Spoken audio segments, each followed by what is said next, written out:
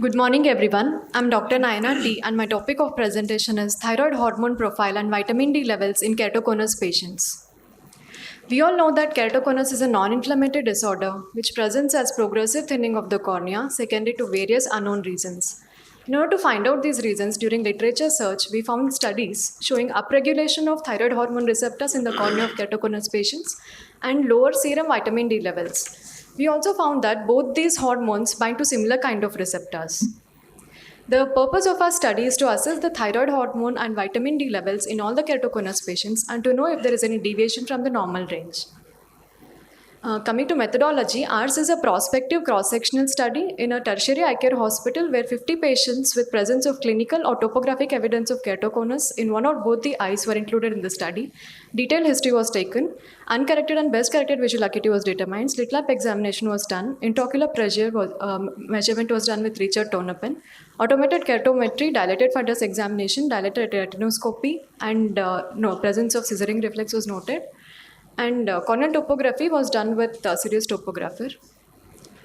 All the patients who were found to have keratoconus, they were subjected to serum free T3, free T4 and TSH and vitamin D levels, which were estimated by CMIA method. And all the procedures were done as per hospital protocols to prevent COVID infection. Following patients were excluded from the study. Patients who had history of treatment for thyroid gland disorders, vitamin D deficiency, previous corneal surgeries, history of previous trauma to the eye, any chronic or acute liver diseases, and history of usage of drugs which influence the thyroid hormone and vitamin D levels.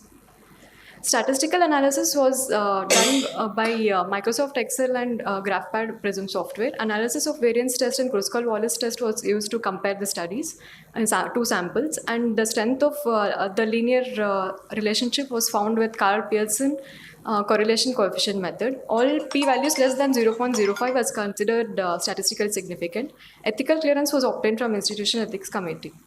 Coming to results, we have compared age in years and number of patients. From the first bar diagram, you can make out that most of the patients were in the age group of 20 to 30 years of age, and there was no proper sex predilection present. The male to female ratio was almost equal among the patients.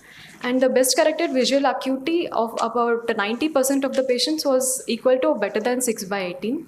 And on anter-segment examination, about 18 patients had normal anter-segment, and a few others had findings like Fleischer's ring, prominent corneal nerves, apical corneal thinning, macular corneal opacity, Vogt's triad, etc.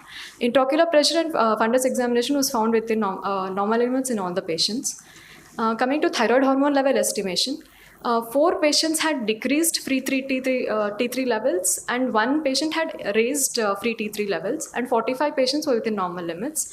In free T4, only 1 patient had raised free T4 levels, and 2 patients had raised TSH levels.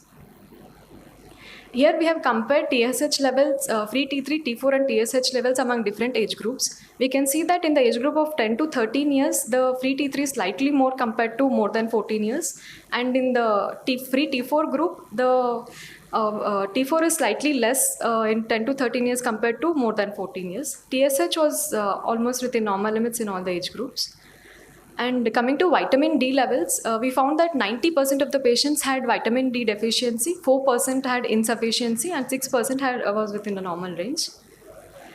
This is scatter diagram depicting the relationship between age and vitamin D values of these patients. Here we can see that lesser the age, lower was the serum vitamin D levels. Coming to discussion, etiopathogenesis of keratoconus is not yet identified, but 2 studies demonstrated a polymorphism of vitamin D receptor genes and attributed an association between thyroid disorders and vitamin D. So thus in our study, we evaluated both thyroid hormone and profile and vitamin D levels in our keratoconus patients. So in our study, we found that 16% of the patients had deranged thyroid hormone levels, which are in line with Solon-Thanos et al. Study.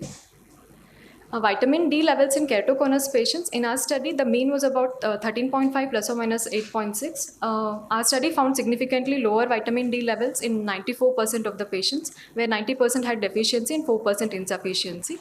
And as I mentioned earlier, younger patients had lower serum vitamin D levels compared to that of elder keratoconus patients.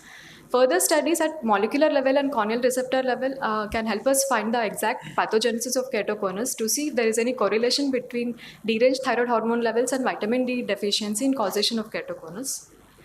The limitations in our study are that only keratoconus patients were taken as subjects, and we have not really compared healthy individuals for comparative analysis. And all the patients in our study belong to the same ethnicity.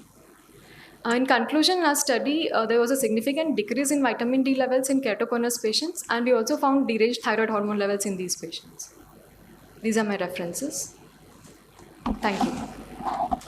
Based on your study, can you conclude that keratoconus patients per se have decreased vitamin D levels, or it is there in a general population? If you check, it doesn't mean that if there is low vitamin D, there would be keratoconus, vice versa. I mean, can you give some conclusion like that? Because this is pretty inconclusive. Yes, Whether because we thyroid have not or compared this. the normative age group with the study. That is one of the limitations of our study. That is But, a major limitation. Yes. You know, But because 90% of the patients having low serum vitamin D levels cannot just be a coincidence. So that in has to be- general population, if you see, and depending on the kind of work environment, if they are office goers, if they are like our OT staff, if you take, most of them will have vitamin D deficiency.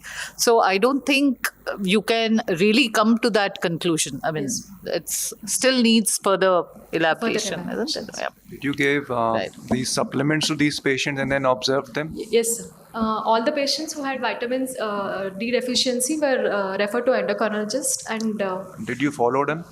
Followed up those patients followed after up. the supplementation? And after was there supplement- any stabilization in the Kmax or something? Actually, we have done C3R also for those patients, so we don't know if it is because of the C3R or it was because of supplementation of vitamin D.